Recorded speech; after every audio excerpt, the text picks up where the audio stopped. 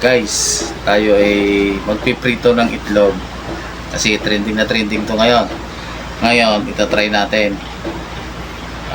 Alas 11 ng umaga, napakainit. Ngayon, ilalagay lang natin dito sa kalsada. Talagang legit na nakakaprito sa init ng araw.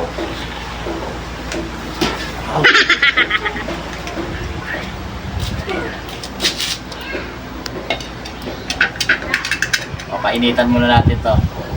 Painitan muna natin. Mamaya balikan natin. So, ayan nga guys, pinainitan natin yung kawali. Oh, grabe, napakainit talaga. Titingnan natin kung talagang legit na makaluto ng itlog. Piprito tayo ng itlog dyan, mamaya konti. So, tatry natin na ako. Mamaya kami sasama. Try natin magprito nga. Ayun yung mga kumali.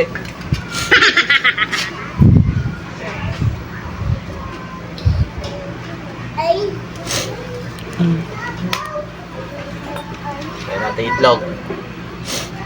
Ano ba yung kumali?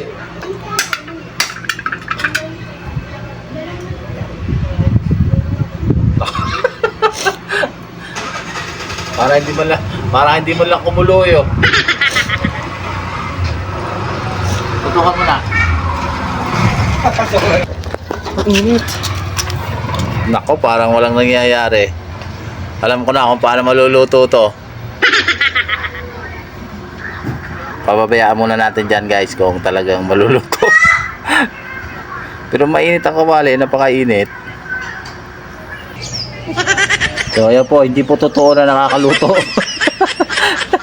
Hindi totoo. Kaya nyo tayo dyan, oh. Hindi man lang gumagalaw yung itlog. Nakaw.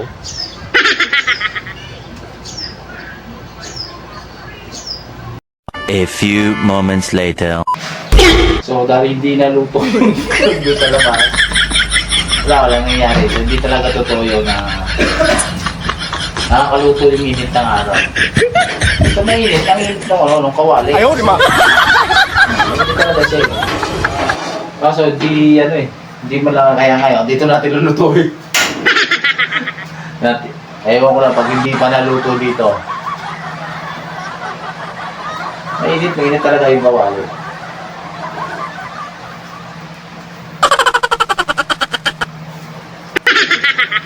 So ayun guys, dito na natin niluto kasi hindi talaga naluto doon sa labas. Ayan. Lagyan natin ang kunting asin. Yung ulam na rin. So ito, legit. Luto talaga, oh.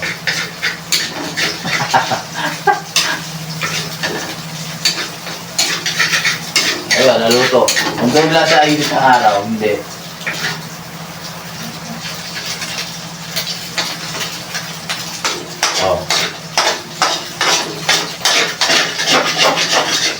Luto na. Luto na siya. Luto na yung itlog. Doon sa init ng araw kanina, hindi talaga naluluto. Kaya hindi siya legit